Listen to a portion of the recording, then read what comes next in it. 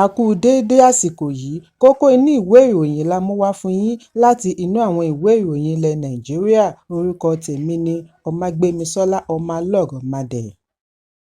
Láàárín ìṣòro ààbò tó ń fojoojúmọ́ lékenkà sí i káàkiri orílẹ̀-èdè, àwọn ọdẹ àti àgbẹ̀ ti ké sí ìjọba àpapọ̀ kí ó ró wọn lágbára láti lè palẹ̀mọ́ àwọn adàlúrú Boko Haram àti àwọn oníwà ọ̀daràn mìíràn tí wọ́n fara ṣoko sínú aginjù. Àwọn ẹgbẹ́ yìí níbi tí a ti rí Nigerian Forest Security Service, Professional Hunters Association of Nigeria, Àgbẹ̀kọ̀yà Farmers Society of Nigeria àti Oòduà People's Congress. Gbogbo wọn ni wọ́n tẹnumọ́ wípé àwọn ní ìmọ̀, ìdánilẹ́kọ̀ọ́ àti oògùn abẹnugọ̀ńgọ̀ láti fi gbógun ti àwọn adàlúrú. Gúlégúlé ìkọlù lékún sí i lórílẹ̀-èdè, pàápàá jùlọ ní ìpínlẹ̀ Plateau àti Benue. Kò dín ní ènìyàn 51 tí àwọn agbébọn ṣekú pa ní ọ̀sẹ̀ tí ó kọjá ní ìlú Zike àti Kapa, ìjọba ìbílẹ̀ Bassa ní ìpínlẹ̀ Plateau, lẹ́yìn ọ̀sẹ̀ méjì tí ìkọlù tí ó ní agbára dẹ́mi ọ̀pọ̀lọpọ̀ légbodò.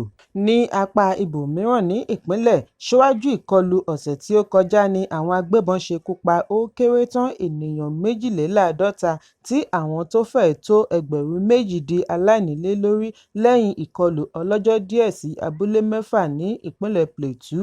Àjọ alámòjútó ìṣẹ̀lẹ̀ pàjáwìrì NEMA fìdí ẹ̀ múlẹ̀ wípé ènìyàn 52 ni ó di olóògbé bí wọ́n ti kó àwọn 22 lọ ilé ìwòsàn fún ìtọ́jú.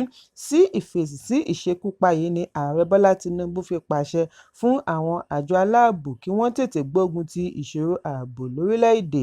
Ṣùgbọ́n àwọn ẹgbẹ́ yìí ní bí ìwà ọ̀daràn ṣe ń pọ̀ sí i nínú aginjù, pàápàá jùlọ láwọn ibi tí ó pààlà pẹ̀lú ẹnu-ibodè ìpínlẹ̀ mìíràn, àwọn ọdẹ ni ó lè mú àdínkù bá ìṣòro ní àwọn agbègbè wọ̀nyí. Níbi ìfọ̀rọ̀wánilẹ́nuwò ní Commandant General Nigerian Forest Security Service Joshua Ọ̀sátìmẹ́yìn ti ṣe ìkìlọ̀ wípé bí wọn kò bá dáàbò bo àwọn inú aginjù wọ̀nyí, ó léwu fún ààbò orílẹ̀-èdè.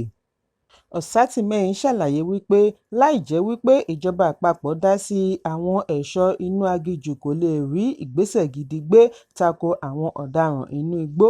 Ó ní òye inú igbó yìí yé wọn dáadáa nítorí lára àwọn òṣìṣẹ́ wọn ń gbé níbẹ̀, ṣùgbọ́n àwọn kò lè ṣe ìkọlù sí ẹnikẹ́ni láìsí àtìlẹ́yìn ìjọba kí wọ́n má bàa fi oríṣiríṣi ẹ̀sùn kàn wọ́n.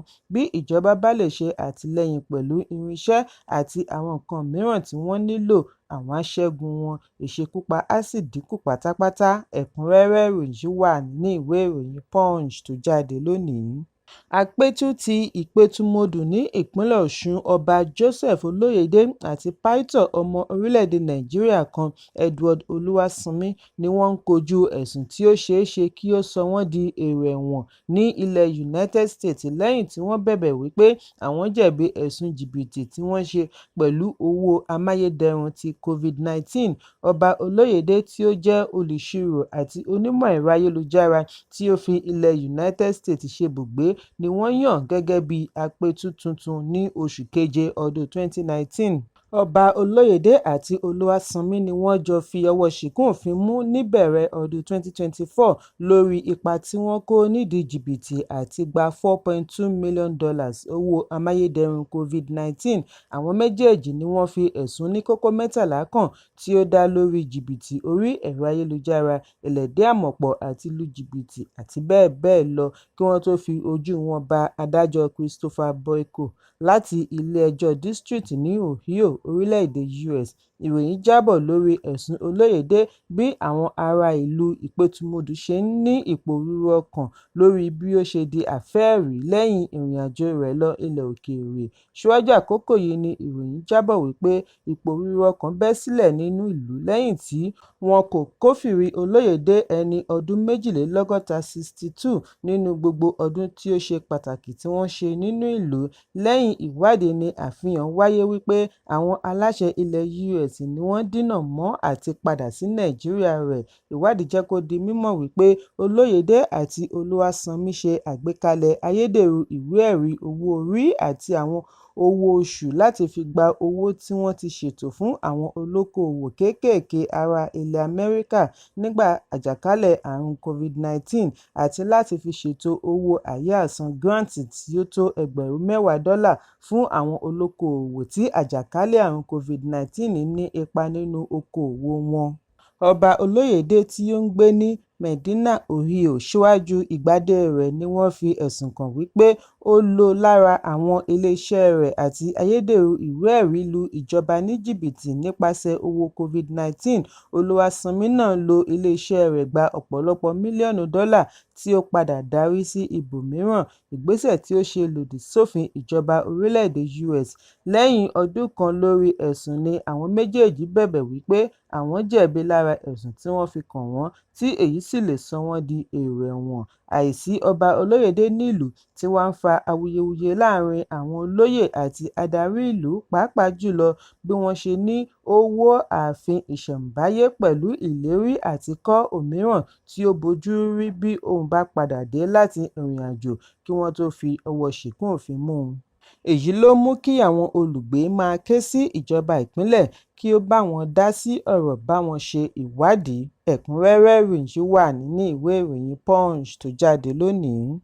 Igbákejì ààrẹ ìjẹta Atiku Abubakar ti sọ̀rọ̀ lórí ìdí tí àwọn kan fi ń kúrò ní ẹgbẹ́ òṣèlú kan bọ́ sí ẹgbẹ́ òṣèlú mìíràn, bí ó ti ní èyí jẹ́ ara òṣèlú ìjọba tiwantiwa, pàápàá jùlọ lórí èròǹgbà rẹ̀ fún àgbékalẹ̀ àgbájọwọ́ ẹgbẹ́ òṣèlú alátakò pẹ̀lú àwọn olóṣèlú kan síwájú ìdìbò ọdún 2027 àti bí àwọn kan tí wọ́n jẹ́ gbòógì alátìlẹyìn rẹ̀ ní ìpínlẹ̀ Delta ṣe kọ́wọ̀ọ́rìn láàrin ọ̀sẹ̀ yìí kúrò ní ẹgbẹ́ òṣèlú PDP bọ́ sí APC.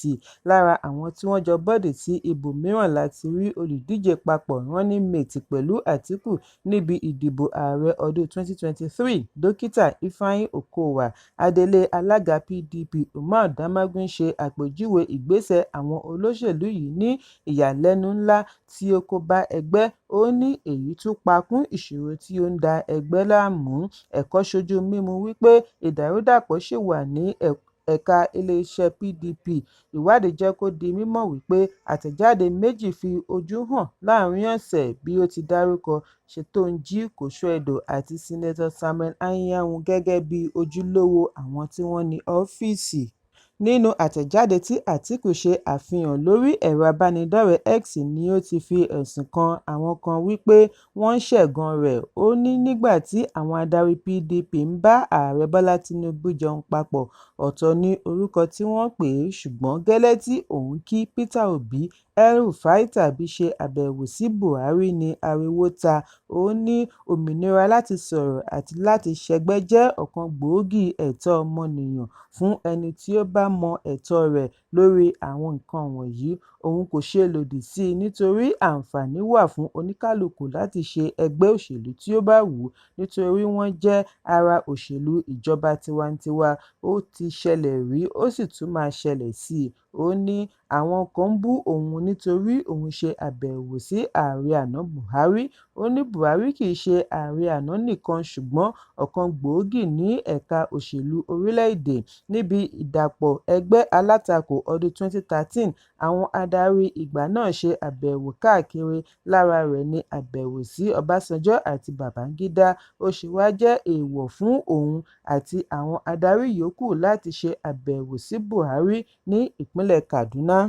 Bí ó bá jẹ́ wípé lótìítọ́ ni a ní ìgbàgbọ́ nínú ẹ̀tọ́ láti ṣe ẹgbẹ́ tó bá wuni, á jẹ́ wípé a gbọ́dọ̀ bu ọ̀wọ̀ fún ẹ̀tọ́ àwọn àgbà olóṣèlú láti ní ìjíròrò, kò ní fi ṣe ẹgbẹ́ òṣèlú tí wọ́n wà.